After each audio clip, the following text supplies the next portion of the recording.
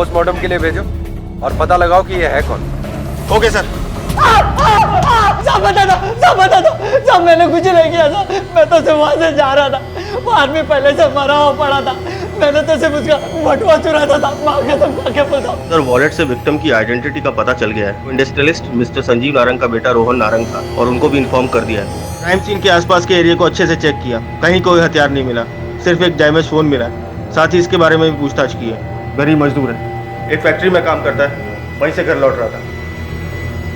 इसका मतलब ये सच कह रहा है। मिस्टर, जाने दो इसको। चलो।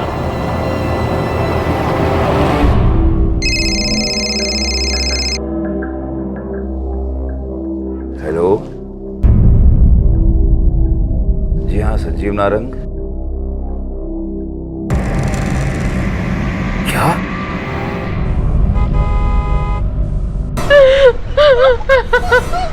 और इंस्पेक्टर साहब, दिया और निशा कहाँ पे? दिया और निशा? मेरी बहू और पोती, वो दोनों भी रोहन के साथ गाड़ी में थी। पर हमें तो वहां पर कोई नहीं मिला और ना ही वहां पर कोई गाड़ी थी। किस गाड़ी की बात कर रही हैं? उस गाड़ी का नंबर बता सकते हैं आप? तिवारी सर, उस गाड़ी का नंबर बताइए, नोट करो। Hello, patrolling 421। Hello patrolling. जी सर। रोड में जो मर्डर विक्टिम मिला है, उसकी बीवी और उसकी एक बच्ची भी थी साथ में, जो कि इस वक्त लापता है। बीवी का नाम दिया, उम्र 26 साल, और बच्ची का नाम निशा, उम्र 5 साल। जी सर। इन दोनों का एक सफेद रंग की सेडान कार में होने का अनुमान है। इसका नंबर है DL10।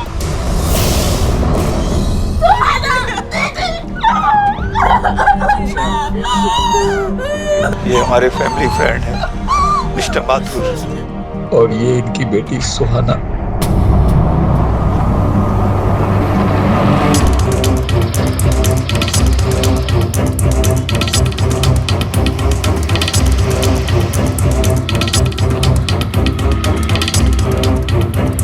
Hello, control room.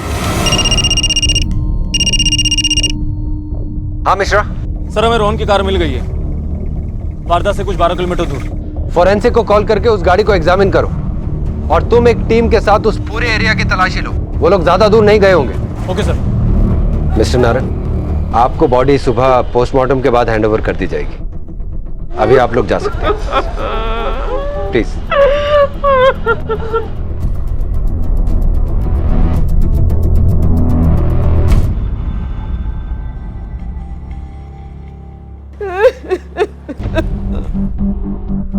आप नहीं गई मिस सुहाना, कुछ कहना चाहती हैं आप? रोहन की वाइफ दिया का शादी से पहले एक विभोर नाम के लड़के के साथ अफेयर था।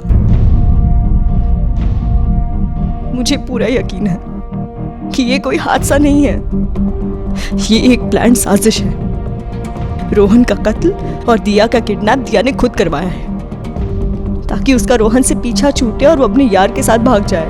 ये सब बातें जो आप मुझे बता रही हैं, क्या रोहन की फैमिली इस बारे में जानती है? जानती है, सब कुछ जानती है, लेकिन वो क्यों छुपा रहे हैं ये मैं नहीं जानती। लेकिन तुमको ये सब कैसे पता? मारे गए युवक रोहन की पत्नी दिया का वो अधूरा प्यार, जिसकी बात ये लड़की सुहाना कर रही थी, इस पूरे मामले की एक अहम इंफॉर्मेशन थी जिसे रोहन के परिवार वालों ने पुलिस को बताया ही नहीं था। क्या ये अनजाने में हुई एक भूल थी या फिर सोच समझकर ऐसा किया गया था? अगर नारंग परिवार ने ऐसा जानबूझकर किया था तो क्यों? क्या वो नहीं चाहते थे कि उनके बेटे को इंसाफ मिले? क्या रोहन की पत्नी दिया ने ही अपने पति की हत्या और अपनी बच्ची के अपहरण की साजिश रची थी? या फिर इस लड़की सुहाना ने पुलिस को गुमराह करने के लिए झूठ बोला था? बहरहाल पुलिस ने विभोर का पता दिया के कॉल रिकॉर्ड्स की मदद से निकाल लिया और उस तक पहुंच गई। तुम विभोर हो? हाँ सर। हमें शक है कि दिया ने अपने एक्स बॉयफ्रेंड के साथ मिलकर यह सब कुछ किया है। तुम्हारा क्या ख्याल है? Ex boyfriend? सर, आपका मतलब क्या है? मतलब आप मुझ पे शक कर रहे हैं क्या? हाँ, तुम पे शक कर रहा हूं मैं। तुम और दिया एक दूसरे से प्यार करते थे ना? एक नहीं हो पाए, तकलीफ तो हुई होगी तुम्हें, हुई थी कि नहीं? हाँ सर, मैं और दिया एक दूसरे से बहुत प्यार करते थे, और सर तकलीफ भी हुई थी जब दिया के मॉम डैड ने उसकी शादी सिर्फ पैसे के लिए उस रोहन नारंग से करा दी थी। सर लेकिन आप सोचिए सर, अगर मुझे भागना होता तो मैं उस वक्त भागता ना सर, या फिर कोर्ट में जाके शादी कर लेता। सर अब दिया की शादी को 6 साल हो चुके हैं सर, उसके बाद मैं ये सब क्यों करूंगा? तुम्हारे कॉल रिकॉर्ड्स हैं हमारे पास। दिया और तुम्हारी अभी भी फोन पे बात होती थी रेगुलरली। होती थी, लेकिन महज एक दोस्त की तरह। महीने में 2-3 दफा होती थी सर। ये दिया और रोहन के बीच में रिश्ते कैसे थे? दिया ने कुछ बताया था तुम्हें? सर उन दोनों के बीच अच्छे रिश्ते नहीं थे सर। हाँ, लेकिन एक बात है, रोहन शादी से पहले किसी सुहाना नाम के लड़की से प्यार करता था। सुहाना? हाँ सर, इनफैक्ट उनकी शादी भी होने वाली थी, लेकिन रोहन और सुहाना की कुंडली ना मिलने के कारण रोहन के मॉम डैड ने उसकी शादी जल्दबाजी में दिया के साथ करा दी। ठीक है, तुम जाओ, जरूरत पड़ी तो तुम्हें फिर बुलाएंगे।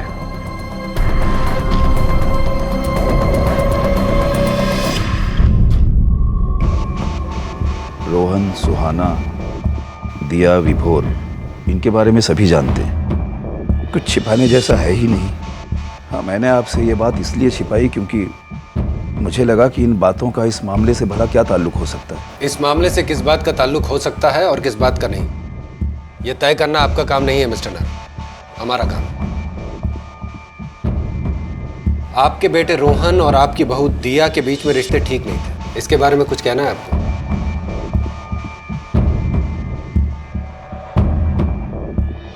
ये सच है इंस्पेक्टर, पर रोहन को शायद इस बात का एहसास हो गया था कि जिंदगी इस तरह तो नहीं चल सकती। इसीलिए वो दिया के साथ अपने रिश्तों को सुधारने की कोशिश कर रहा था। अक्सर वो उसे घुमाने ले जाया करता था, कभी डिनर पर तो कभी मूवी वगैरह। और जिस वक्त ये हादसा हुआ उस वक्त भी वो लोग डिनर करके ही लौट रहे थे। बहुत देर कर दिया आपके बेटे ने रिश्ते सुधारने में। खैर, मैं उम्मीद करता हूं कि अब कुछ ऐसा नहीं है जो आप हमसे छिपा रहे हैं। जी।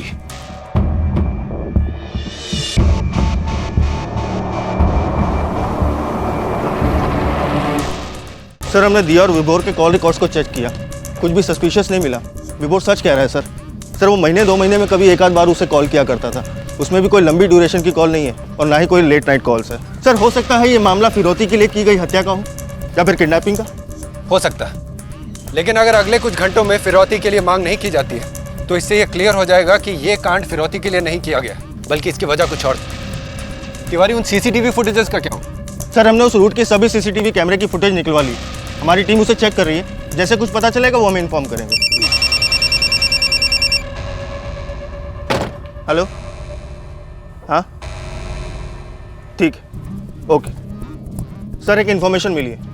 सर, रोहन की लाश के पास जो डैमेज फ़ोन मिला था, हमारी आईटी टीम ने उसका डेटा रिट्रीव कर लिया है। कुछ मिला उसमें से? हाँ सर। सर, जिस वक्त रोहन दम तोड़ रहा था उसने किसी को कॉल किया था। किसे?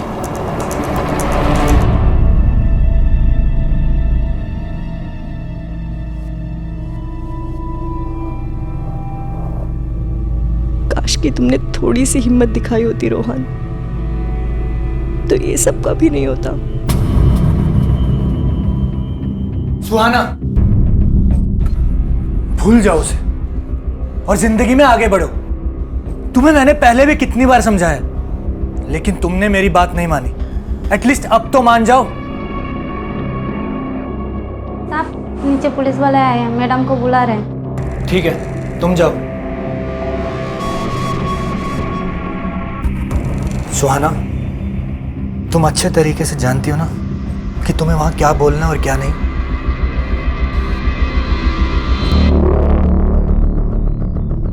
आपने हमसे बहुत कुछ छिपाया मिस सुहाना, अपने और रोहन के अफेयर के बारे में, और यह भी कि जब रोहन के साथ यह हादसा हुआ था तब उसने आपको फोन किया था। बताइए क्यों नहीं बोला आपने? रोहन और मैं एक दूसरे से दिन में बहुत बार बात करते थे। दिन में भी बात होती थी और अगर जरूरत पड़ी तो रात को भी होती थी। इसमें कुछ खास नहीं था आपको बताने के लिए। जब रोहन ने आपको फोन किया तब शायद वो अपना दम तोड़ने वाला था, फिर भी आपको नहीं लगता कि कोई खास बात थी? मैंने उससे बात करने की बहुत कोशिश की, कई बार हेलो हेलो भी कहा, लेकिन उसने कोई जवाब नहीं दिया। और फिर भी आपको ये बात कुछ अजीब नहीं लगी? नहीं, रोहन ऐसा कई बार करता था। जब भी वो उदास होता था सिर्फ मेरी आवाज सुनने के लिए फोन करता था। मुझे लगा शायद उसने इसलिए कॉल किया है मुझे। आप झूठ बोल रहे हैं मिस सुहाना। मतलब आपको लगता है लगता है मैंने ये सब करवाया। आपका दिमाग तो खराब नहीं हो गया इंस्पेक्टर? अपनी आवाज और अंदाज को कंट्रोल करो। तुम एक पुलिस ऑफिसर से बात कर रहे हो। आप मेरी बहन के ऊपर इतने बेहुदा इल्जाम कैसे लगा सकते हैं? क्योंकि तुम्हारी बहन के पास कई वजह थी ऐसा करने की। लेकिन मैं रोहन से प्यार करती थी, मैं उसे क्यों मारूंगी? क्योंकि रोहन ने अपने घर वालों की बात मानकर दिया से शादी कर ली, शायद इसी बात का बदला लेने के लिए। रोहन की शादी भले ही दिया से हुई थी, लेकिन वो... नहीं सुहाना, प्लीज सिद्धार्थ मुझे बोलने दो। ठीक है, जो मन में आता है वो करो।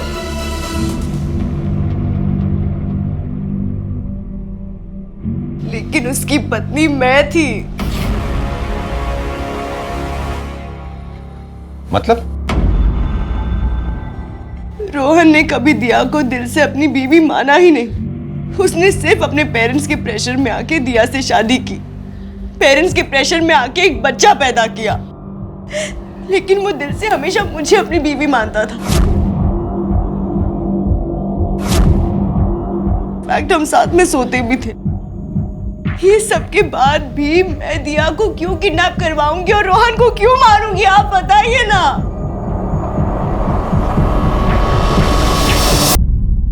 सर, दिया के पेरेंट्स आइए प्लीज। सर, कुछ पता चला दिया और निशा के बारे में? अभी तक तो नहीं, पर हम कोशिश कर रहे हैं। रोहन और दिया के रिश्ते अच्छे नहीं थे, ये तो हम जानते हैं। लेकिन क्या कभी दिया ने आप लोगों को रोहन या उसके परिवार वालों के बारे में कुछ ऐसा कहा जो आप हमें बताना चाहें, या फिर ऐसी कोई भी बात जिसे इस केस से जोड़कर देखा जा सके? शादी की बात की जिंदगी के बारे में दिया ने हमें कभी कुछ नहीं बताया। हमें जो कुछ भी पता चलता था वो प्रतिभा से पता चलता था। प्रतिभा? सर, मेरी छोटी बहन दिया की बुआ। दिया प्रतिभा से सारी बातें शेयर करती थी। तिवारी सर, प्रतिभा जी का नंबर और एड्रेस इनसे ले लीजिए। Okay sir. आप लोग मेरी बात क्यों नहीं समझ रहे हो? मैं कह रही हूँ दिया ने भाई को मरवाया है। हम सब लोग जानते कि भाई दिया को पसंद नहीं करते थे, बस इसी बात का बदला लेने के लिए उसने भाई को मरवा दिया। आपको क्या लग रहा है दिया किडनैप हो गई है? वो कोई किडनैप नहीं है, वो सिर्फ नाटक कर रही है। कुछ दिन बाद खुद ही वापस आ जाएगी भाई की विधवा बनके प्रॉपर्टी पे क्लेम करने। बस निधि, बस कर। हम सब सच्चाई जानते हैं, तो फिर क्यों?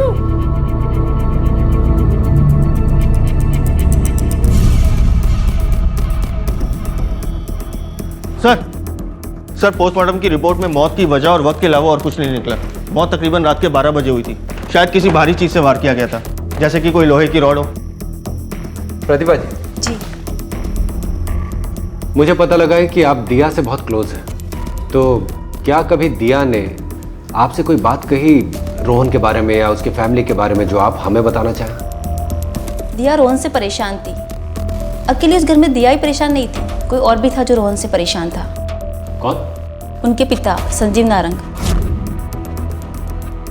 दिया ने मुझे खुद बताया था कि रोहन के पिता उसकी हरकतों से इतना परेशान हो चुके थे कि उसको बर्दाश्त करना मुश्किल हो चुका था।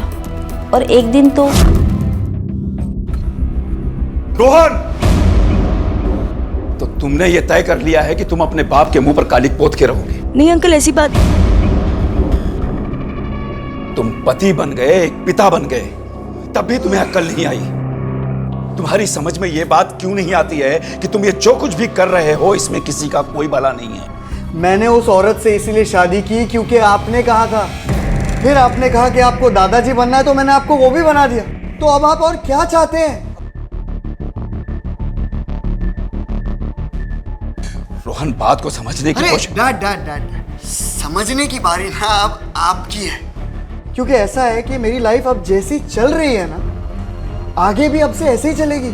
अब इस बात से आपके मुंह पे कालक फूटती है या सफेदी, ये मेरा प्रॉब्लम है। तो फिर मिस्टर नारंग ने क्या कहा? कुछ नहीं, उन्होंने इस बारे में रोहन से कभी कुछ बात नहीं की। और कोई ऐसी बात जो दिया ने आपसे कही? नहीं सर। आप जा सकती।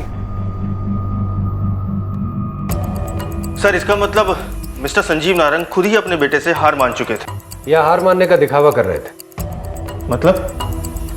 तिवारी, पैसा और रुतबा कमाना इतना आसान नहीं होता। इसके लिए आदमी किसी भी हद तक जा सकता है। सर, इसका मतलब मिस्टर संजीव नारंग ने खुद ही अपने बेटे को... अभी कोई दावा नहीं किया जा सकता, लेकिन ये हो भी सकता है। मिस्टर संजीव नारंग इस शहर का बहुत बड़ा नाम है और रोहन की हरकतों की वजह से उनका नाम खराब हो रहा था। तो हो सकता है इस शर्मिंदगी से बचने के लिए मिस्टर नारंग ने अपने ही बेटे को इस दुनिया से दूर कर दिया। लेकिन सर इस थ्योरी में दिया और निशा ये फिट नहीं बैठती। तिवारी, हो सकता है ये किडनैपिंग भी महज एक दिखावा इस पूरे ड्रामे को हादसे का रूप देने के लिए। हो सकता है कि दिया और निशा को कहीं सही सलामत छिपा के रख दिया गया और कुछ ही दिनों में वो लौटा है। इस नारंग के बारे में सब कुछ पता करो, इसके कॉल डिटेल्स, बैंक डिटेल्स, किससे मिलता है, सब कुछ। Okay sir. कुछ गलतियां तब समझ में आती हैं जब उन्हें सुधारने का वक्त हाथों से निकल चुका होता। हम सब ने शायद बहुत बड़ी गलती की थी उन दोनों को इस रिश्ते में बांधकर। आप क्यों रो रही है बहन जी, जबकि गलती तो हमारी है। हमने ही अपनी बेटी का हाथ आपके बेटे के हाथ में देने से पहले उसकी असलियत जानने की कोशिश नहीं की। बस करो अनुजा। क्या बस करूं? देखिए, आपके बेटे के साथ जो हुआ ना, वो उसके अपने कर्मों का फल था, लेकिन हमारी बेटी के साथ जो हुआ और जो अब हो रहा है वो तो सरासर नाइंसाफी है जो आप लोगों ने की है, आपके बेटे की असलियत हमसे छिपाकर। और इसके लिए भगवान आपको कभी माफ नहीं करेगा, याद रखिएगा। सर ये देखिए, जिस सीसीटीवी कैमरे की फुटेज हमारी टीम चेक कर रही थी उसमें 4 लोग 2 बाइकों पर रोहन की गाड़ी का पीछा करते हुए दिखाई दिए। तिवारी, इन लोगों को देखकर एक बात तो पक्की है कि ये नारंग और सुहाना के फैमिली मेंबर्स तो नहीं हो सकते। जरूर कोई हायर्ड क्रिमिनल्स है। लगता तो ऐसा ही है sir. Good job Tiwari. Thank you sir. In bikes के नंबर्स के बारे में पता लगा? नहीं सर। सर रात का वक्त और कैमरे और रोड की दूरी की वजह से बाइक्स की नंबर प्लेट तो नहीं दिखी, लेकिन बाइक्स का मॉडल का पता चल गया। ये बाइक्स जरूर चोरी की रही होंगी तिवारी, क्योंकि कोई भी अपराधी ऐसे अपराध को अंजाम देने के लिए अपनी बाइक का इस्तेमाल तो करेगा नहीं। सर मैं बाकी के थानों से कोऑर्डिनेट करके चोरी की हुई बाइक्स का पता लगाता हूँ। सर संजीव नारंग से जुड़ी एक खास बात पता चली। क्या पता लगा? सर संजीव नारंग ने अपनी सिक्योरिटी में कुछ गुंडे पाले हैं, जिनमें से कुछ तो हिस्ट्री शीटर्स भी हैं, और उनमें से एक तो घटना वाली रात से ही गायब है।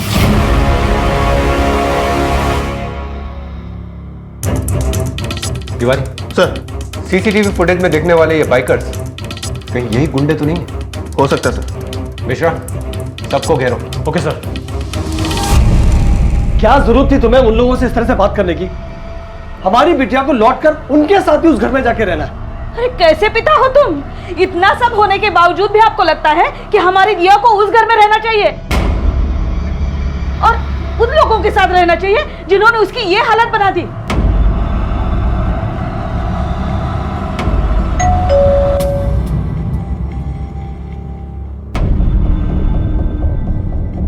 नमस्ते अंकल। नमस्ते।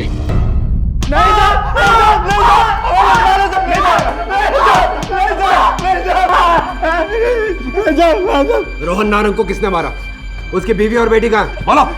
सच में साहब, हमें कुछ नहीं पता साहब। हम तो बस सिक्योरिटी देखते हैं साहब, और उनमें से किसी से कभी कोई बात तक नहीं हुई हमारी साहब। और जिस दिन ये सब कांड हुआ उस दिन तो हम पूरी रात फैक्ट्री में थे साहब, हमारी नाइट ड्यूटी थी साहब। आपने तो पता नहीं। इन दोनों की तब तक धुलाई करो जब तक ये सच ना बोल दे।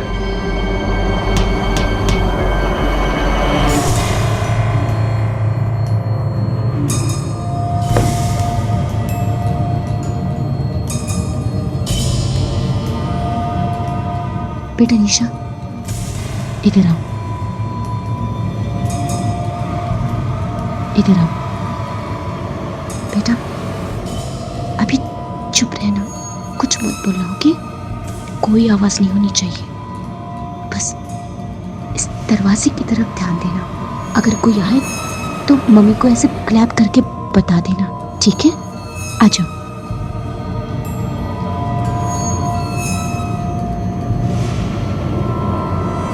आपके स्टाफ में 2 क्रिमिनल्स हैं, हिस्ट्री शीटर्स।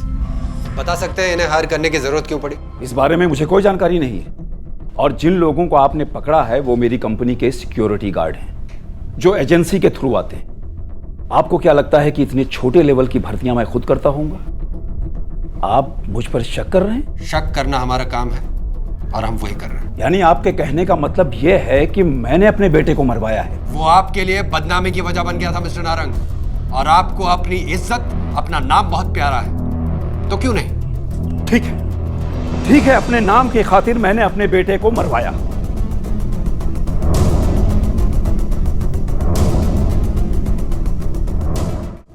शक तो इन दोनों फैमिलीज पर जा रहा है, लेकिन जिन लोगों ने इस अपराध को अंजाम दिया है ना, वो हायर्ड क्रिमिनल्स थे, क्योंकि उन्होंने बाइक से इस अपराध को अंजाम दिया है। पर अभी तक कोई रैंसम कॉल नहीं आया है। इसका मतलब ये काम फिरौती के लिए नहीं किया गया है। तो फिर वजह क्या हो सकती है? सर, नारंग फैमिली का कहना है कि रोहन अपने और दिया के रिश्ते सुधारने की कोशिश कर रहा था और इसी वजह से उसने हर संडे को डिनर का प्रोग्राम बनाया था। और अगर ये बात सच है तो फिर इस कत्ल के पीछे एक ही इंसान का हाथ हो सकता है, जो ये नहीं चाहता था कि दिया और रोहन के रिश्ते सुधर जाएं। और ऐसा एक ही इंसान हो सकता, सुहाना, क्योंकि वो रोहन से प्यार करती थी। पर इस सूरत में तो मर्डर दिया का होना चाहिए था। तो आपको क्या लगता है सर? मुझे लगता है कि जिसने भी ये क्राइम किया है उसका मोटिव सिर्फ एक था, या तो रोहन का मर्डर या दिया और निशा की किडनैपिंग। दूसरा क्राइम उससे बाय मिस्टेक हो गया। या तो वो लोग रोहन का मर्डर करने आए थे, दिया और निशा ने उनमें से किसी एक को पहचान लिया और उन्हें उन दोनों को किडनैप करना पड़ा, या फिर वो दिया और निशा को किडनैप करने आए थे, रोहन ने उन्हें बचाने की कोशिश की और इस चक्कर में रोहन मारा गया। लेकिन कौन सा क्राइम जानबूझ के किया गया है और कौन सा एक्सीडेंटली हुआ है, इसका कैसे पता चलेगा सर? नारंग फैमिली से तो हमने पूछताछ कर ली है। अब देखते हैं दिया के घर वालों से हमें क्या लीड मिलती है।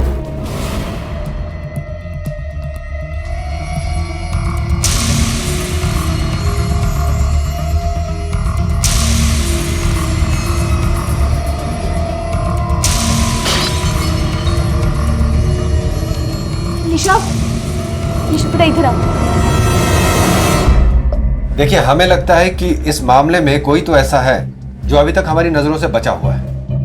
रोहन की जिंदगी और उसकी जिंदगी से जुड़े राज हमारे सामने हैं, पर अभी तक दिया के बारे में हमें कुछ भी ठीक से नहीं पता है। अगर आपको अब भी लगता है कि ऐसा कुछ है जो कि सामने नहीं आया है, तो दिया की डायरी से आपको उसका पता चल सकता है सर। डायरी?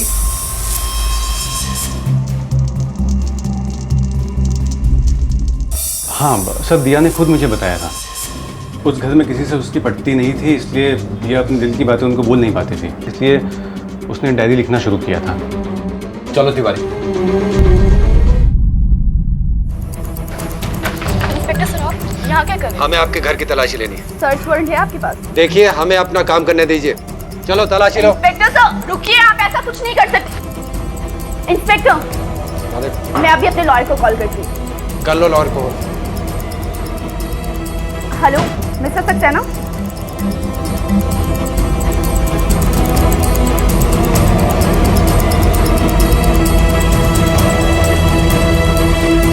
ये आप क्या ढूंढ रहे हमारे घर में? देखिए, आपको कुछ नहीं मिलेगा यहाँ। सर, ये डायरी का टुकड़ा मिला है जला हुआ।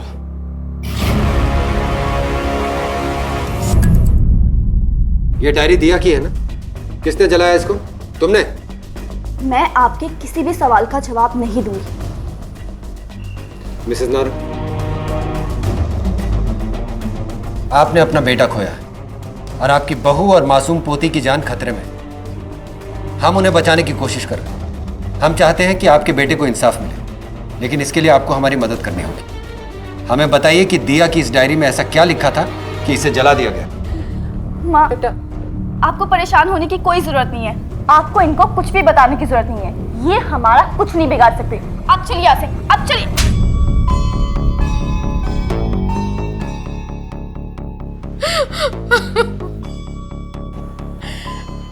रोहन अपनी शादी से खुश नहीं था। उस दिया के साथ शादी करने के बाद उसने सुहाना को नहीं छोड़ा। मैंने और उसके पापा ने उसे बहुत समझाने की कोशिश की, लेकिन वो नहीं माना। फिर हार कर उसके पापा ने फैसला किया कि मैंने तुम दोनों की शादी से इनकार करके बहुत बड़ी गलती की है और अब मैं अपनी उस गलती को सुधारना चाहता हूं। मैं तुम दोनों की शादी के लिए तैयार हूं। और आपको लगता है आपके बेटे को मैं तलाक दे दूंगी? पिछले 6 साल से नरक भुगत रही हूँ आपके इस रिश्ते में, और जब आज आपके बेटे की हरकतों की वजह से आपके और आपके खानदान पे आंच आने लगी, तो आज अचानक आपको गलती का एहसास होने लगा।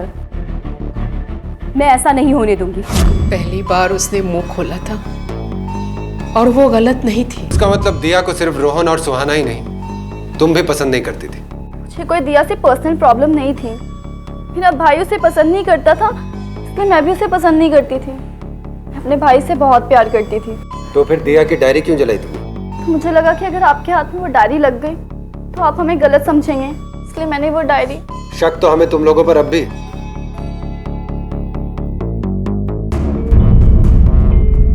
तिवारी, जितने भी लोग रोहन और दिया के टच में थे, उनके दोस्त, रिश्तेदार या कोई भी, उन सब का बैकग्राउंड चेक करो। इनमें से किसी का भी किसी भी तरीके के क्राइम से कोई भी संबंध निकलता हो तो मुझे तुरंत इन्फॉर्म करो। Okay sir.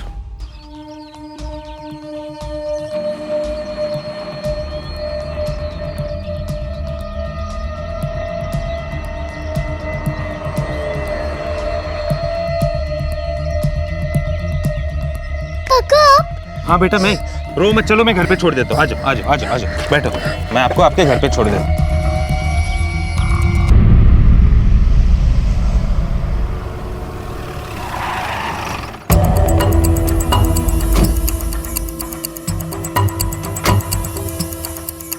आप खुद ही ड्राइव करती हैं? कोई ड्राइवर नहीं है आपका? वो एक्चुअली आज मेरा ड्राइवर छुट्टी पे है। क्यों? नहीं कोई बात नहीं, आपसे कुछ पूछताछ कर लेते। हाँ, जब दिया ने रोहन को डिवोर्स देने से मना कर दिया तो मुझे उस पर बहुत गुस्सा आया।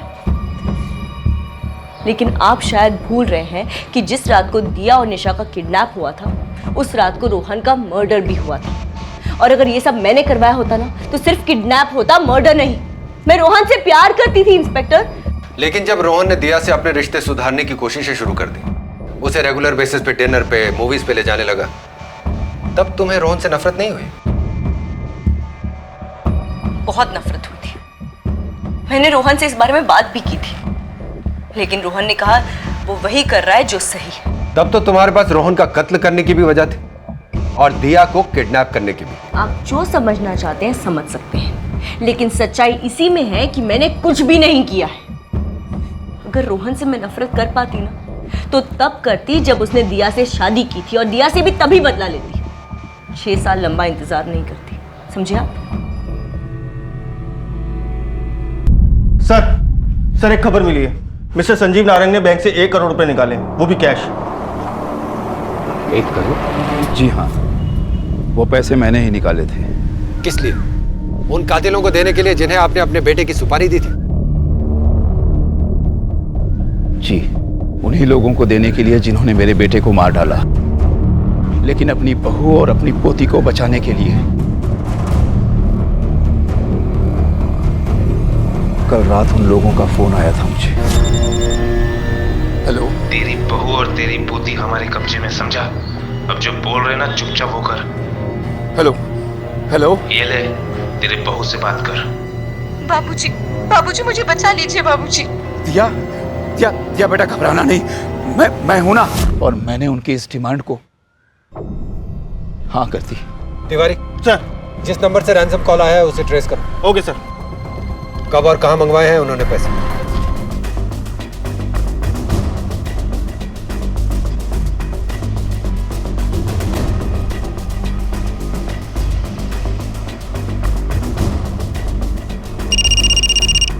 बोलिए मिस्टर नारंग। 1 बजे का वक्त दिया था उन लोगों ने, अब तो 2 बज गए, लेकिन यहाँ किसी का कोई अता पता नहीं है। लगता है उन लोगों को पता चल गया है कि मैंने आप लोगों को इन्वॉल्व कर लिया है। अब वो मेरी बहू और पोती दोनों में से किसी को नहीं छोड़ेंगे, दोनों को मार डालेंगे वो। आप फिक्र मत कीजिए, ऐसा होने से पहले हम उन तक पहुंच जाएंगे। फिलहाल आप अपने घर जाइए और हमारे फोन का इंतजार कीजिए।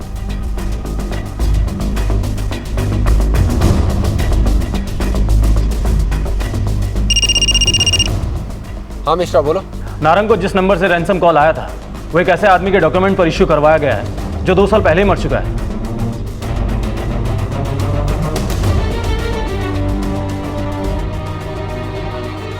यस सर, दोनों सिम यही के हैं। वो सारे पेपर्स एकदम सही थे सर। हमें कैसे पता कि इस सिम का क्या यूज होने वाला है? कैमरा काम करता है? हाँ जी सर। थोड़ा जूम करो। सर, कुछ 10 दिन पहले खरीदे गए थे सिम कार्ड। तिवारी, पॉज करना। और सर, इसने 1 नहीं बल्कि 2 सिम कार्ड खरीदे थे। सर, रोहन अपना खुद का कातिल? ये कैसे हो सकता है? जैसे कि हमें शक था तिवारी, रोहन ने दिया की किडनैपिंग प्लान की और खुद ही अपनी साजिश का शिकार हो गया। ये क्राइम जरूर रोहन ने प्लान किया था, लेकिन इसे एग्जीक्यूट किसी और ने किया है। और वो जो भी है, वो रोहन के बहुत भरोसे का आदमी है। पर सर हमने रोहन और उसकी फैमिली, सुहाना और रोहन से जुड़े हर दोस्त, हर रिलेटिव का बैकग्राउंड चेक किया। किसी का कोई क्रिमिनल रिकॉर्ड नहीं है। कोई डायरेक्ट क्रिमिनल रिकॉर्ड नहीं होगा, पर इनडायरेक्ट तो हो सकता है ना। मिश्रा, पता लगाओ कि रोहन के किसी भी करीबी दोस्त, जानकार या रिश्तेदार का कोई भी क्रिमिनल रिकॉर्ड है क्या? जी सर। अगर पुलिस की ये सोच सही थी तो आखिर कौन था वो व्यक्ति?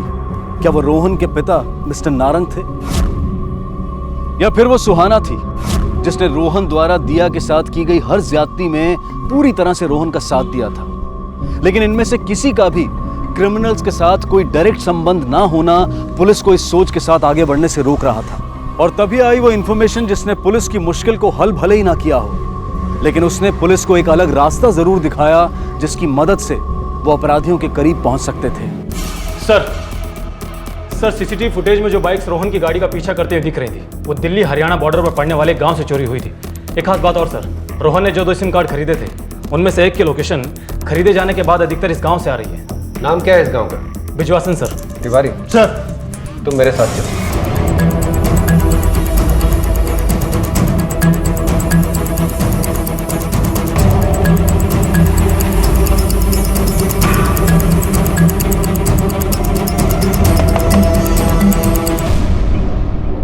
बहादुर जी, तुम्ही ने कुछ दिन पहले अपने बाइक चोरी होने की कंप्लेंट करवाई थी। जी हाँ साहब। ये चोट कैसी लगी तुझे? साहब, जब चोर मारी गाड़ी चुरा के भाग रहा था ना, तो साहब मन ने उसका पीछा करने की कोशिश करी। साहब, हाथापाई में उसने मन ने चाकू मार दिया। पर बाइक तो तेरी 1 हफ्ते पहले चोरी हुई थी, ये चोट तो नहीं लग रही? ना साहब, चोट तो पुरानी है साहब, वो पट्टी अभी कराई ना। दिल्ली में तेरा कोई दोस्त या रिश्तेदार रहता है क्या? ना सर, कोई ना है। चलो तिवारी।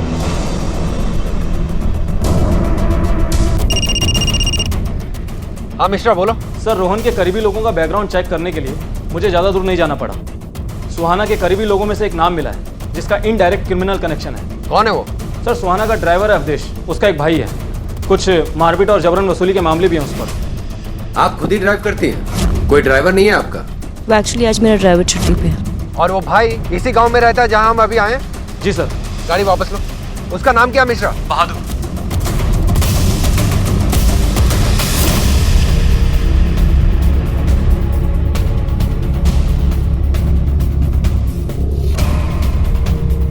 सर, इधर आइए। सर, ये देखिए, इधर एक कमरा है। हटाओ इस अलमारी को हटाओ।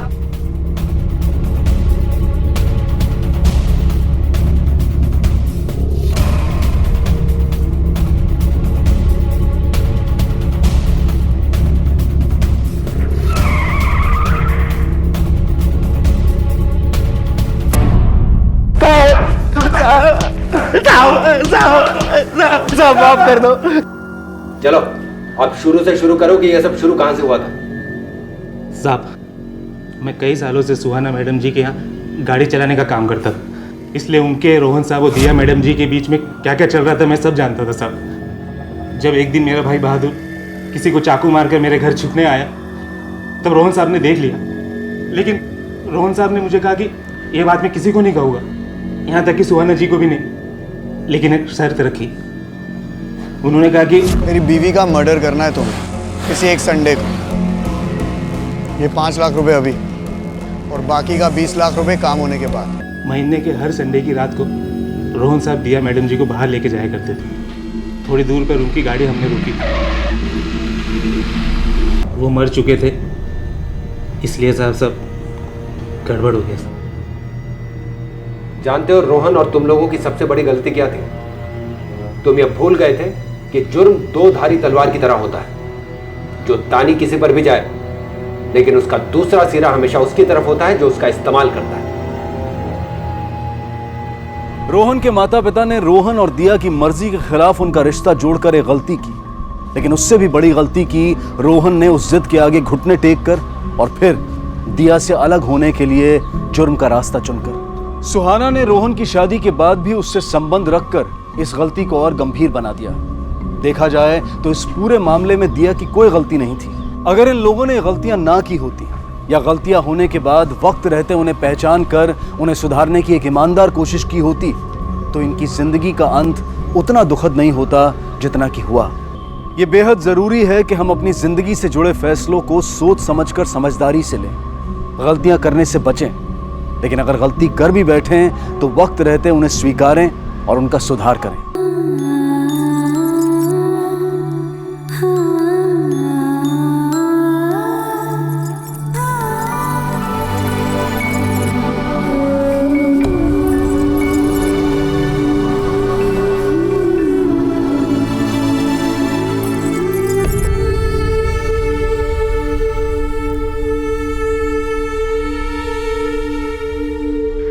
नमस्कार, आदाब।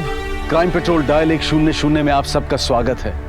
आज की कहानी एक ऐसे बाप और बेटी की कहानी है जिन्हें कुदरत ने शारीरिक रूप से कुछ कमियां दी थी। पिता जावेद देख नहीं सकता था और उसकी भोली भाली बेटी बोल नहीं सकती थी। अपनी इस मजबूरी की वजह से जावेद मैना की हर बात को समझ नहीं पाता था। लेकिन क्या शारीरिक रूप से नॉर्मल माता पिता अपने बच्चे की हर बात को समझ लेते हैं? आज के इस बढ़ते अपराध के माहौल में जुर्म किसी भी वक्त हमारी तरफ बढ़ सकता है, हमें अपना शिकार बना सकता है, क्योंकि जुर्म करने वालों पर किसी की खूबी और खामी का कोई असर नहीं होता।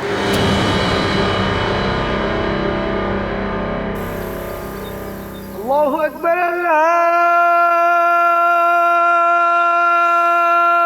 अकबर।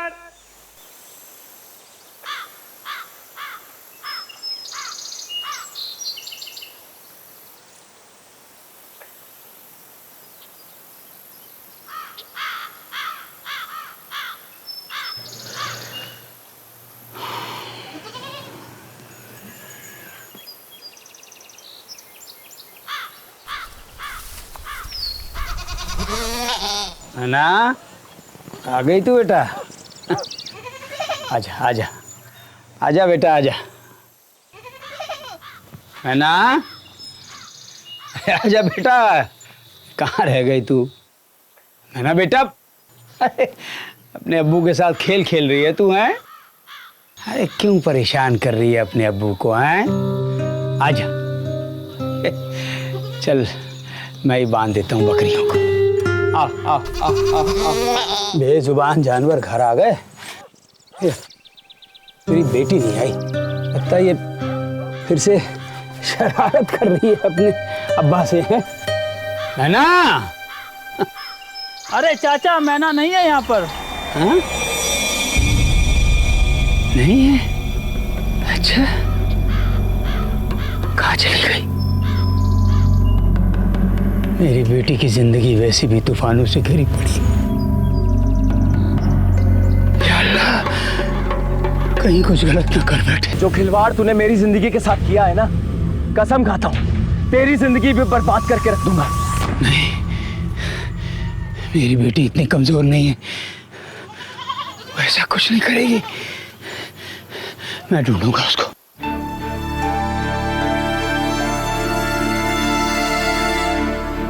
ना ना बेटा, ये मैना को देखा है कहीं क्या? जुम्मन, क्या हुआ मामू? जुम्मन कहाँ है? वो तो सुबह से ही शहर गए हैं और बच्चे अभी आए नहीं हैं। मैना के साथ तो गए थे। खुद तो बिगड़ी है, मेरे बच्चों को भी बिगाड़ रही है। मुन्ना भी नहीं लौटा अभी तक। कुछ फिक्र सी होने लगी है मुझे। फिक्र मत करिए मामू, जाएंगे कहाँ? आ जाएंगे, यही होंगे कहीं। अच्छा,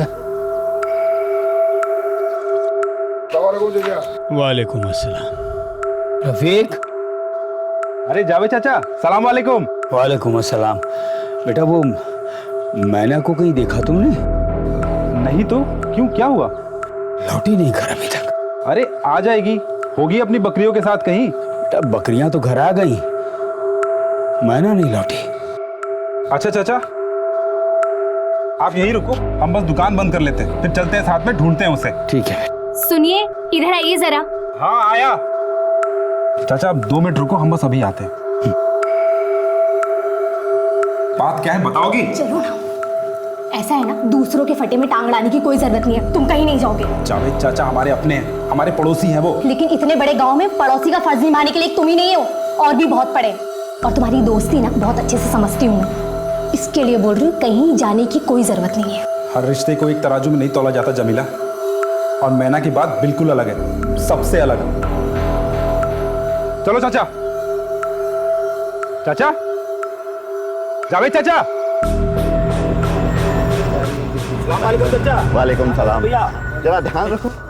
जावेद भाई कहाँ जा रहे हो? अरे करीम भाई, वो मैना अभी तक घर नहीं आई, वो मुन्ना और रानी भी नहीं आए, तो नूर क्या देखने जा रहा हूँ। नहीं मिले तो फिर जंगल की तरफ जाऊंगा। जावेद भाई मैं भी आता हूँ आपके साथ। इलियास, महमूद, तुम जंगल की तरफ जाओ। चलो जावेद भाई, नूर के घर जाते हैं। चलिए।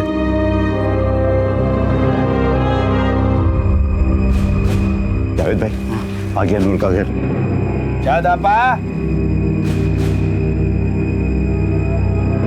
क्यों आए हैं आप लोग यहाँ पर? शमशाद आपा, मैना आई है यहाँ पे। मैना भला यहाँ क्यों आने लगी? ये घर तो चुभता है ना उसे, और फिर इतने दिन घर पर बिठा कर रखा, तब ख्याल नहीं आया? शमशाद आपा ताने मत मारो। जावेद भाई वैसे ही परेशान है, उनकी मैना अब तक घर नहीं लौटी है। तो मैं क्या करूँ? मियां नूर कहाँ है?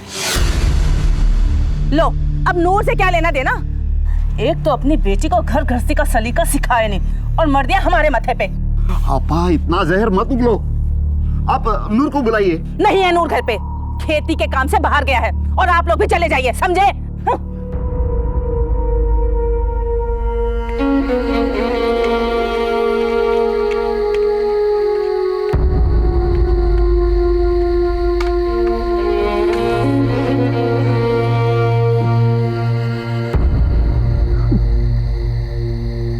कहाँ चली गई मेरी बच्ची? कहाँ चली गई? इतनी रात में कभी घर से बाहर नहीं रहे वो। अगर किसी मुसीबत में पड़ गई तो किसी को आवाज भी नहीं लगा पाएगी बेचारी। वो तो पैदाइशी। जावेद भाई। हाँ? जावेद भाई। हाँ आपा। मुबारक हो। हाँ? आपको बेटी हुई है। आपको भी बहुत बहुत मुबारक हो। मेरी बेटी, मेरी बेटी। शुक्र है मेरे अल्लाह, शुक्र है। मेरी बच्ची। अच्छा आपा ये बताओ, बेटा दिखने में कैसी है? माशाल्लाह परी है, परी। बहुत खूबसूरत है बच्ची। लेकिन जावेद भाई। हाँ आपा। एक फिक्र की बात है। क्या? जब से बच्ची पैदा हुई है, इसके गले से आवाज नहीं निकली। या अल्लाह।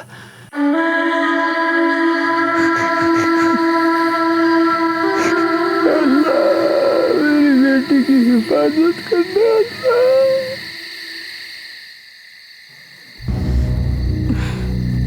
इतनी रात हो गई है, मुन्ना भी ना पता नहीं कहाँ भटकता रहता है। आपा? अरे शामत, देखना ये बच्चे पता नहीं सुबह से कहाँ गायब है। वैसे मुझे मुन्ना की फिक्र नहीं है, पर रानी तो अभी छोटी है ना। आपा घबराइए मत, बच्चे ठीक होंगे। आज सुबह ही मैंने रानी को मैना के हाथों में देखा था।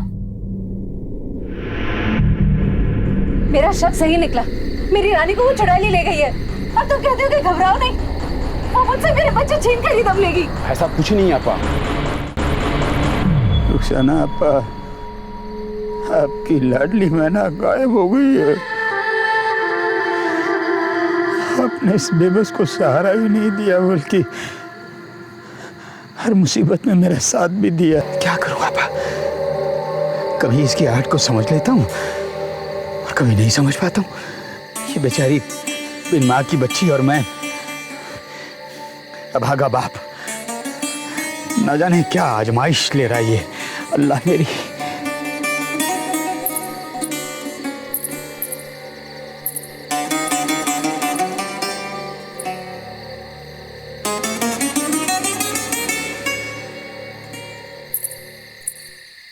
आप जा रही थी क्या आपा? जी हाँ, जा रही थी।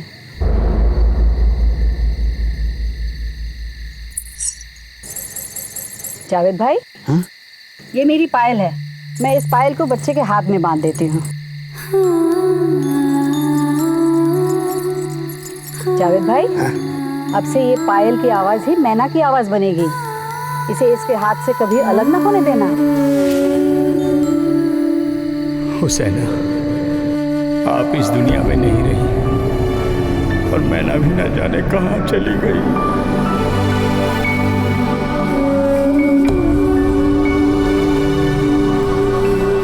जावेद की जिंदगी में मैना के अलावा और कुछ नहीं था और मैना की जिंदगी भी जावेद से जुड़ी हुई थी।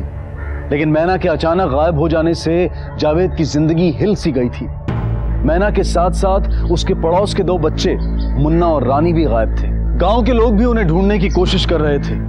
आखिर क्या हुआ था उनके साथ? क्या मैना और वो बच्चे साथ में किसी हादसे का शिकार हो गए थे? क्या कोई अनहोनी हो गई थी?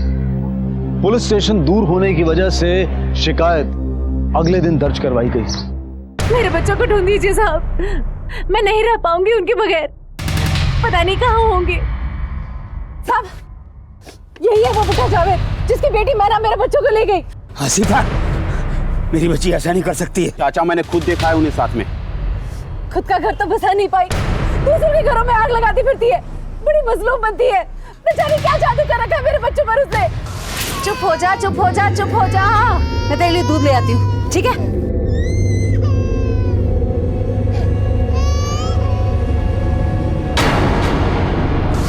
झूठ बोल रही है साहब, मेरी बच्ची कहीं खो गई, मेहरबानी करके उसे ढूंढ दीजिए।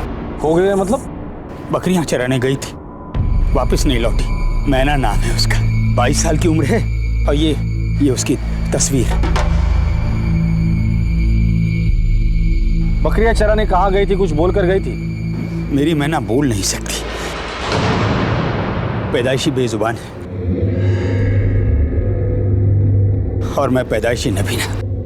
माफ कीजिएगा जावेद साहब, लेकिन पूछना पड़ता है, कहीं मैना का किसी के साथ कोई प्यार व्यार का चक्कर तो नहीं था? अस्तगफुरुल्लाह। या फिर आपका या मैना का कोई दुश्मन हो? नहीं साहब, नहीं, मेरी मैना शादीशुदा है। हाँ, वो शौहर से कुछ झगड़ा हुआ था। अब किस घर में मियाँ बीवी में कहा सुनी नहीं होती है, हो गया किसी बात पे झगड़ा। लेकिन हमारी दुश्मनी किसी से नहीं है साहब, बहुत सीधी है मेरी बच्ची। हाँ, खाक सीधी है, बच्चा ना होने की गोलियां खाती थी और अपने शौहर तक से छुपा रखा था। ये है जो गोलियां खाती है, इसकी वजह से बच्चा नहीं हो रहा है। इसकी वजह से मेरी जिंदगी बर्बाद हो गई है। इस बेइज्जती का बदला तो मैं लेके रहूंगा। तलाक हुआ था उसका? नहीं साहब, नादान है मेरी मैना, पता नहीं दिल में क्या छुपाए बैठी। सर, एक कहावत है, अंधे और गूंगे का कोई दुश्मन नहीं होता, लेकिन जुर्म करने वाले का कोई दोस्त भी नहीं होता। दास, 1 साल की बच्ची रानी, 10 साल का लड़का मुन्ना और 22 साल की बेजुबान शादीशुदा मैना, तीनों गायब है। आसिफा का इल्जाम मैना पर है कि उसने ही बच्चों को गायब किया है। सर, एक तरफ ये लड़की मैना मानसिक तौर पर परेशान है, तो हो सकता है ये गलत कदम उसी ने उठाया। दूसरी तरफ उसके पति नूर पर नाम और धोने के ताने लग रहे थे, तो वो भी ये काम कर सकता है। सर, एक पॉसिबिलिटी और है कि इन तीनों केस का आपस में कोई कनेक्शन ही ना हो। वो जो भी हो, फिलहाल तो ये 3 लोगों के मिसिंग का मामला बनता है। एक टीम तैयार करो इन 3 लोगों को ढूंढने के लिए और गांव में जाके पूछताछ करो कि ये माजरा क्या है। Okay sir.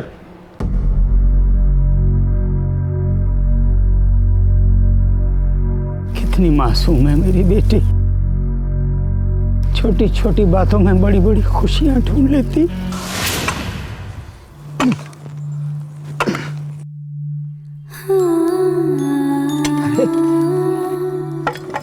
मैना बेटा,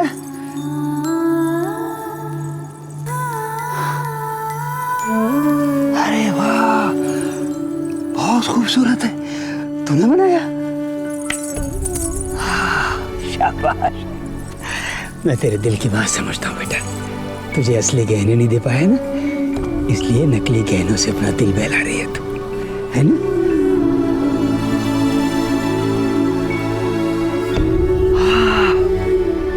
मैना अब्बू की दुनिया है, अब्बू मैना की दुनिया है।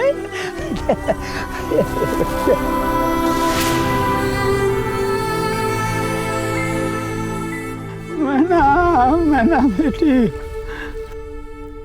लौटा बेटी, जल्दी लौटा, कहाँ चली गई तू?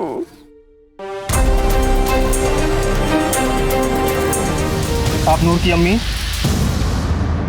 जी हाँ, मैं ही हूँ। पर क्या हुआ साहब? नूर का है तो खेती के काम से बाहर गया हुआ है।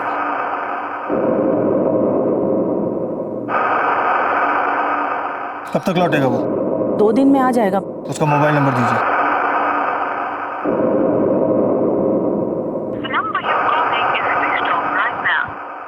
एक तो घर से गायब है, ऊपर से फोन भी बंद आ रहा है, और वहाँ आपकी बहू मैना, वो भी लापता है। कहीं आप ही का तो हाथ नहीं है मैना के गायब होने में? ये आप क्या कह रहे हैं साहब? मुझे कुछ नहीं पता। नूर अगर घर आए तो उससे कहिएगा थाने में आके हमसे मिले। जी साहब।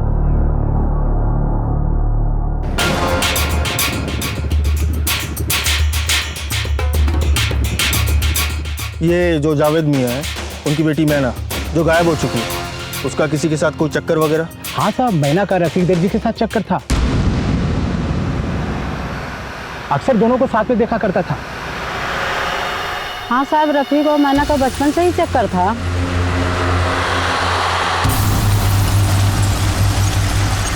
अरे मोहन, हाँ, वो चरने वाली बकरियां बांध के क्यों रखी है?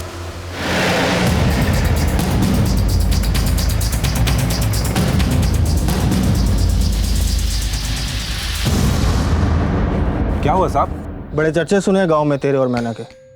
आखिरी बार कब मिला था उससे? ऐसा कुछ नहीं है साहब, मैं कल ही मिला था उससे। ये मैंने कल क्या सुना मैना? तुम बांझ होने के कलंक को सहती रही और अपने शौहर को नामर्द होने के ताने सुनते देखती रही। आखिर ऐसी क्या वजह थी मैना? बोलो मैना।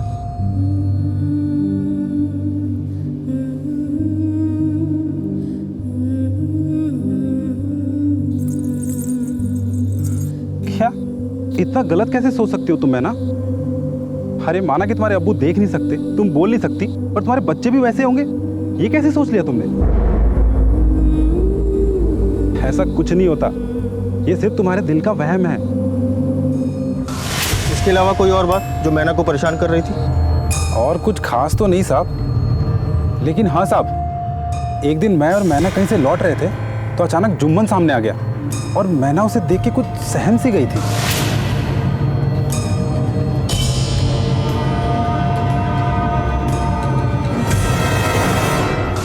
जुम्मन, वो आसिफा का शौहर? जी साहब। लेकिन उसको देख के क्यों डर रही थी वो? अब ये तो पता नहीं साहब, क्या बात होगी। ठीक है, लेकिन गांव छोड़कर हमसे पूछे बिना मत जाना। जी साहब। देख दो जाके। मोहन, ये पत्थर पे खून कैसा लगा?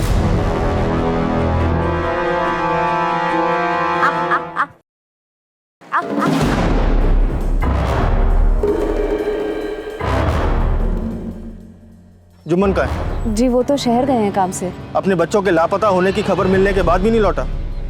कल घर से कितने बजे निकला था वो? कल वो सुबह 10 बजे निकल गए थे। आपको मेरे बच्चों की कोई खबर मिली? अभी तक नहीं, लेकिन जुम्मन अगर घर आए तो उसे कहिएगा थाने आके हमसे मिले। जी।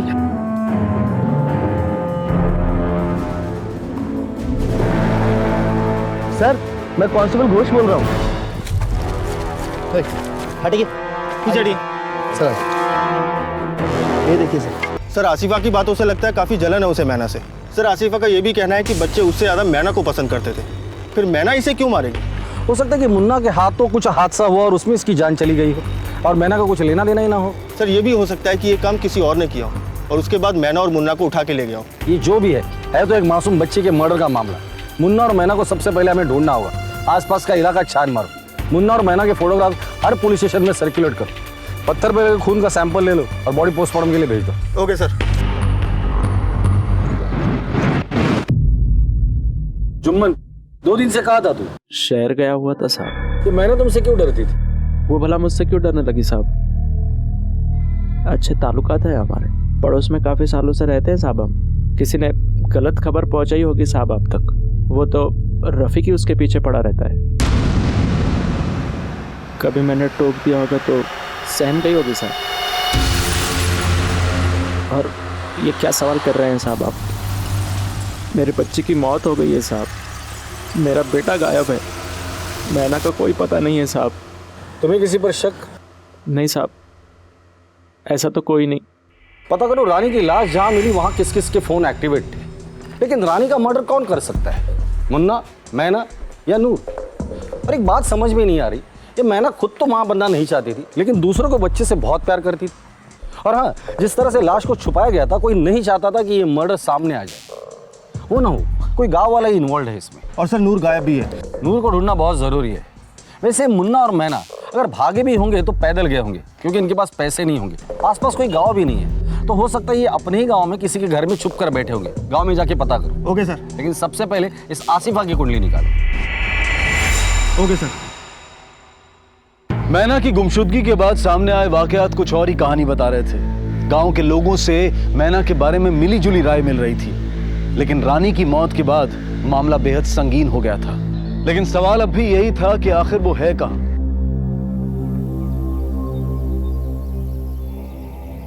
आखिर जिसका डर था वही हुआ ना।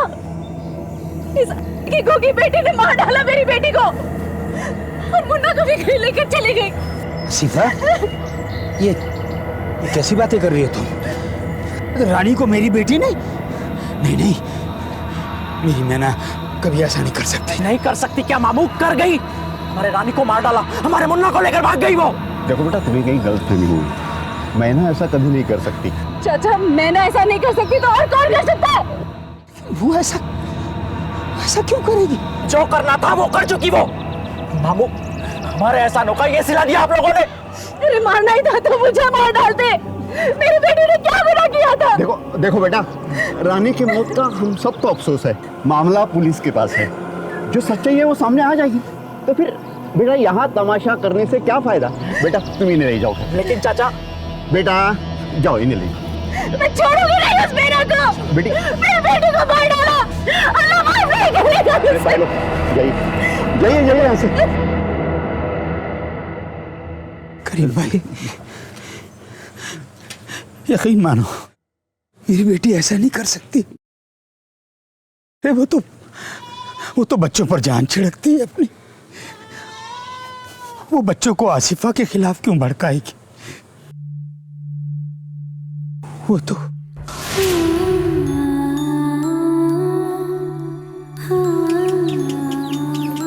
मैना अपा, आप ही मेरी अम्मी क्यों नहीं बनी? मैं उस भूतनी का क्यों पैदा हुआ जो खाना कम और मार ज्यादा खिलाती है?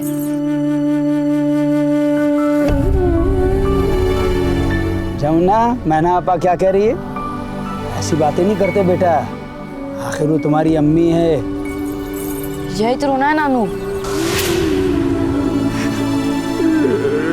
मैना बेटी, घर आ जा, घर आ जा। शांत पूरे बाप की हिम्मत जवाब दे रही है।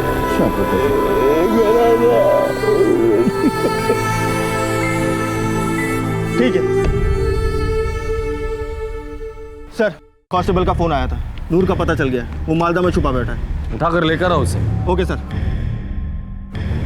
सुनिए तो साहब, मैंने कुछ नहीं। घर संसार तेरा रंगपुर में, मालदा में क्या कर रहा था फिर? मुन्नी और मैना कहाँ है? रानी को क्यों मारा तूने? साहब मुझे नहीं पता साहब, मुझे नहीं पता आप क्या पूछ रहे हैं। तो मालदा में क्यों छुपा था? लुका छुपी खेल रहा था हमारे साथ? साहब मेरी पहली बीवी को दूसरी शादी से बच्चा होने की वजह से सब मुझे नामर्द कहते थे। ये धप्पा मेरे लिए बोझ बन गया था साहब। मुझे किसी भी हाल में बच्चा चाहिए था साहब, पर मैना ये बात समझने को तैयार ही नहीं थी। और मैना तो खुद गर्भनिरोधक की गोलियां खाती थी साहब, तो मैं क्या करता? इसलिए तो मैना को जबरदस्ती अपने घर लेकर जाना चाहता था, उसने मना किया। गलती से तेरे हाथों रानी का खून हो गया, इसलिए तूने मुन्ना और मैना दोनों को रास्ते से हटा दिया। साहब ये आप क्या बोले जा रहे हैं? ऐसा कुछ भी नहीं है। झगड़े के बाद तो मैना को मिला था या नहीं? नहीं साहब। तेरी हर हरकत पे हमारी नजर रही, इसलिए गांव तो दूर की बात है, मोहल्ले के बाहर भी कदम रखने के बारे में सोचना भी बंद। चल निकल। सर, मुन्ना को जावेद के घर में देखा गया है। मुन्ना डरो नहीं, कहाँ थे तुम और क्या हुआ तुम्हारे साथ? सब कुछ बताओ हमें। मेरी बकरियां चढ़ते चढ़ते कहीं दूर चली गई थी। मैं उन्हें ढूंढने के लिए दूर चला गया, लेकिन जब वापस लौटा तो देखा कि मैना आपा और रानी दोनों ही वहाँ नहीं थे। मैंने दोनों का इंतजार किया। मैंने अपनी बकरियां बांधी और मैं वहीं सो गया।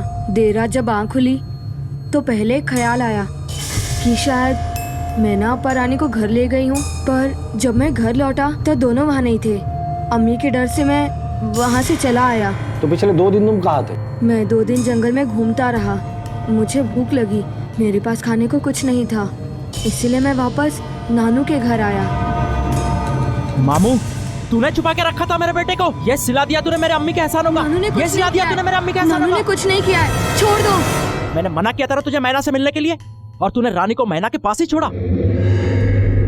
आपा कहता है ना, उसी ने मारा है तेरी बहन को, कातिल है वो। तू जा वहां से, कातिल है वो। मैना आपा किसी को नहीं मार सकती, वो बहुत अच्छी है। वो तो आप हो जो मैना आपा के मना करने के बाद भी उन्हें छूते थे, उनसे लिपटते थे, उनके साथ गंदी हरकतें करते थे। वरना मार डालूंगा तुझे। या अल्लाह, तो जुम्मन वो तू था? हाँ? अरे मेरी मैना ने मुझे कई बार समझाने की कोशिश की, लेकिन मैं आंखों का अंधा कुछ समझ नहीं पाया।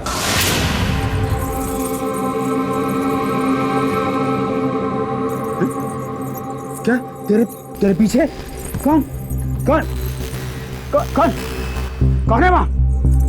कौन है वहाँ? कौन है? मैना, मैना, क्या हुआ? पापा, मैना, मैना, क्या हुआ? पापा, हाँ, लगता है मैना के पीछे कोई पड़ा था। पापा, क्या हुआ? क्या कहना चाह रही है मैना? कौन पड़ा इसके पीछे? कुछ नहीं भाईजान, किसी राह चलते ने छेड़ दिया, बच्ची डर गई है। बेटा तू डर मत, तू अब बड़ी हो रही है, ऐसी बातें तो होती रहेंगी, इसे मुकाबला करना सीख। मैना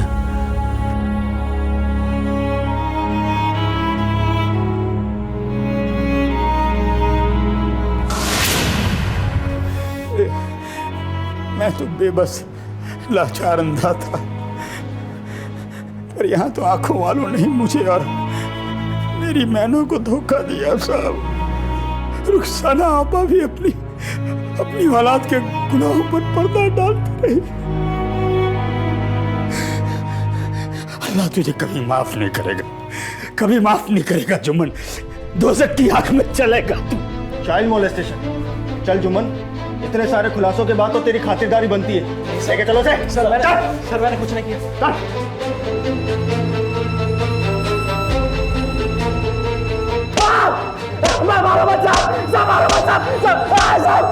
देख जुम्मन, सिर्फ सच बोलना, कहानी सुनने के लिए टाइम नहीं मेरे पास। बोल।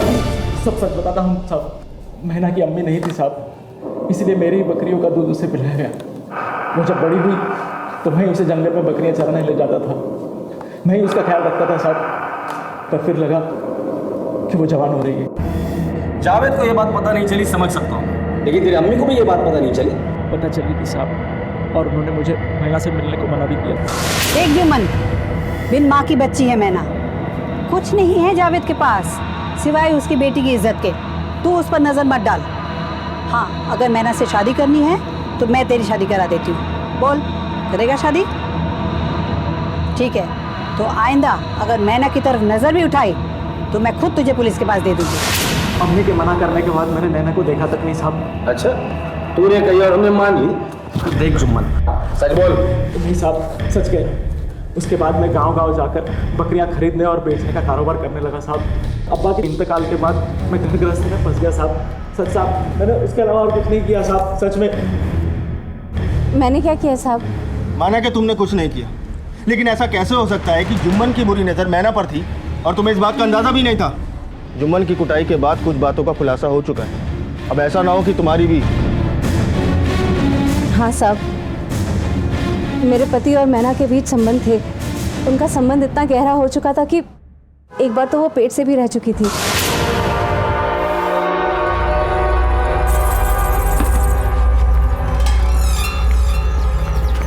अरे मैना, तू यहाँ क्या कर रही है? क्या तू मां बनने वाली है?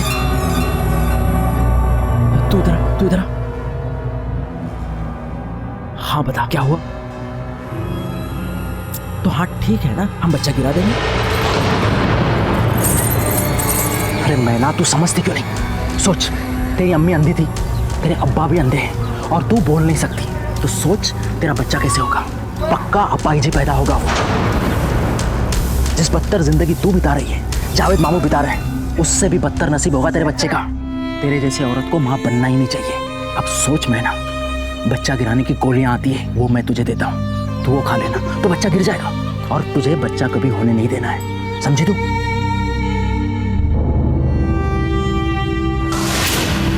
मैंने मैंने उनकी सारी बातें सुन ली थी। मैं जुम्मन से झगड़ा करने जा ही रही थी कि मेरे भाई शामत ने आकर मुझे रोक लिया और समझाया कि शामत हट जा, हट जा। शांत हो जाओ, मेरी बात सुनो। हर बार लड़ाई करने से कोई फायदा नहीं है। रही बात मैना की तो उसे मैं देख लूंगा, पर सोचो इस बात का फायदा उठाकर तुम जुम्मन जीजू को जिंदगी भर अपने काबू में रख सकती हो। उस वाक़े के बाद मैंने जुम्मन को कभी अपने पास भटकने तक नहीं दिया। जब मैना का निकाह हुआ तो मुझे लगा कि शायद अब हमारी शादीशुदा जिंदगी पटरी पर आ जाए, पर जब मैंने ऐसे ख्वाब देखे तब उस मैना ने आके मेरे सारे ख्वाब तोड़ दिए। जुम्मन ने मैना का बच्चा गिराया, उसे गर्भपात की गोलियां ला कर दी। जुम्मन का डर मैना के दिल में इस तरह घर कर गया था कि शादी के बाद भी वो मां नहीं बनना चाहती थी। बांझपन का सिक्का अपने माथे ले लिया, सब कुछ चुपचाप साइड करती रही। क्या ऐसी मैना किसी को मार सकती है? सर ऐसी मैना ही ऐसा कर सकती है। हो सकता है कि जुम्मन ने जो कुछ मैना के साथ किया था उसका बदला लेने के लिए ही मैना ने रानी को मारा होगा। हाँ बोलो।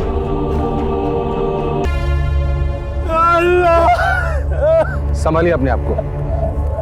अरिंदम, रानी की लाश हमें नदी के पास मिली और मैना की लाश यहाँ आसपास जितने भी चरवाहे आने जाने वाले लोग हैं, इन्हें नूर, शमद, रफीक और जुम्मन, इन चारों की तस्वीरें दिखाओ और पता करो कि उस दिन ये लोग यहाँ आए थे कि नहीं। इस जुम्मन के बारे में पता करो, शहर कितने बजे गया था और किस किस से मिला था, और इन चारों के डीएनए भी मैच करवा दो। अब तो सारे सबूत हाथ में लेकर ही बात करते हैं। Okay sir.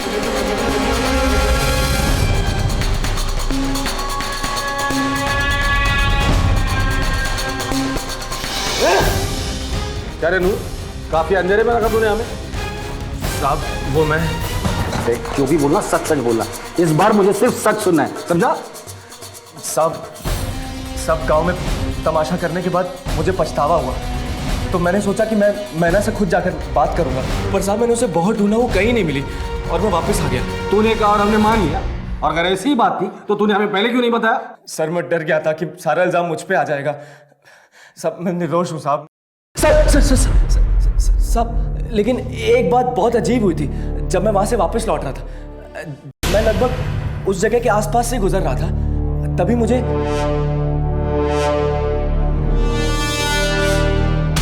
अब साहब जब मैना ही नहीं रही तो हो सकता है कि शामत ही कातिल हो। कितने बजे की बात है ये? लगभग 2 बजे की बात होगी। खड़ा रहे। साहब मैंने कुछ नहीं किया है साहब।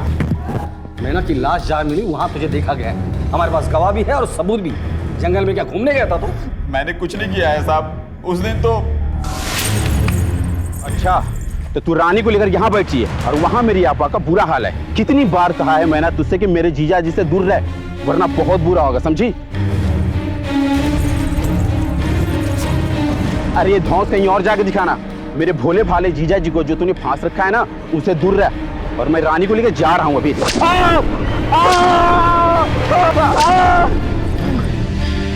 देख लूंगा तुझे, मैं देख लूंगा तुझे। मैना के हाथों पिटने के बाद मेरी हिम्मत ही नहीं हुई सब कि मैं उसके पास जाऊं। पता नहीं किस बात का गुस्सा मुझ पे उतार रही थी। कितने बजे थे? लगभग 2 बजे साहब। 2 बजे? हाँ साहब, सुबह मैना से मिलने के बाद मैं पूरे दिन शादी के कपड़ों की तैयारी में लगा हुआ था। नूर और समद दोनों एक ही वक्त बता रहे हैं, और ये जुम्मन भी कह रहा है कि वो दोपहर को मिला था। सर ये देखिए कॉल रिकॉर्ड्स। सर इसके हिसाब से इन चारों में से एक ही नंबर रानी की लाश के पास और मैना की लाश के पास दोनों जगह एक्टिव, और बाकी के ये 3 नंबर 2 बजे के बाद गांव में एक्टिव थे।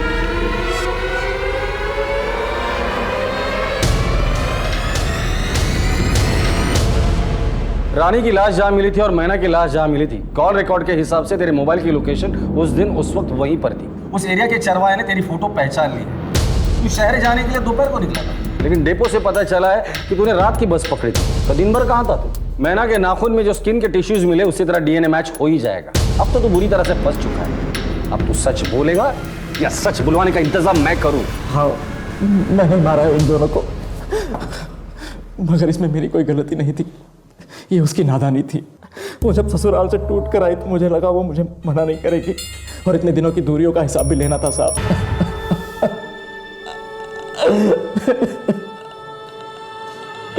मेरे ही हाथों मेरी बेटी मर गई साहब। तब होश आया, हवस से ज्यादा पकड़े जाने का डर दिल पर छा गया साहब। ना तो अच्छा बाप बन सका, ना पड़ोसी, ना इंसान। शर्म आनी चाहिए तुझे।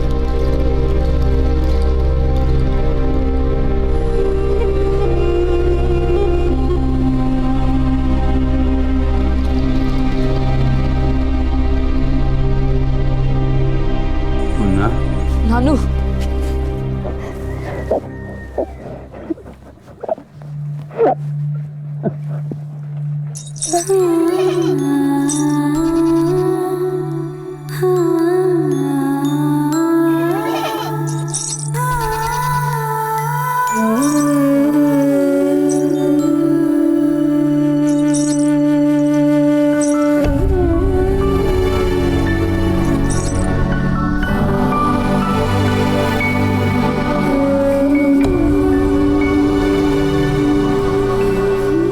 जावेद के घर की रौनक थी मैना, लेकिन जुम्मन के हाथों में वो खिलौना बनकर रह गई। जुम्मन ने ना सिर्फ उसका शारीरिक शोषण किया, बल्कि उसकी सोच में अपने होने वाली औलाद के लिए गलतफहमी पैदा कर दी, वरना मैना अपने पति के साथ खुशी से निभा कर सकती थी। मैना की मौत का जिम्मेदार सिर्फ जुम्मन नहीं है, बल्कि रुखसाना आपा भी है, जिन्होंने हमेशा जुम्मन की काली करतूतों पर पर्दा डाला ताकि रिश्ते ना बिगड़े। किसी के लिए सारी दुनिया में खुशियां बिछी होती हैं और किसी के लिए खुशियां उसकी अपनी मुट्ठी में होती हैं, और यही हाल था जावेद का।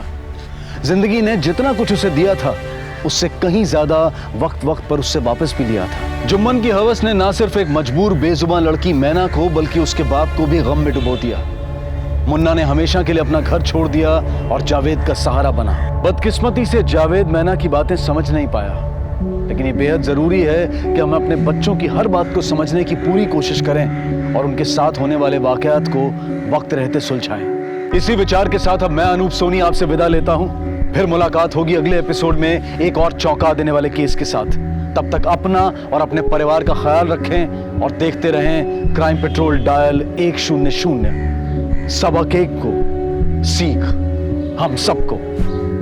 जय हिंद। क्राइम पेट्रोल्स के और भी दिलचस्प कहानी देखने के लिए हमारे चैनल को सब्सक्राइब करें और बेल आइकॉन दबाना न भूलें।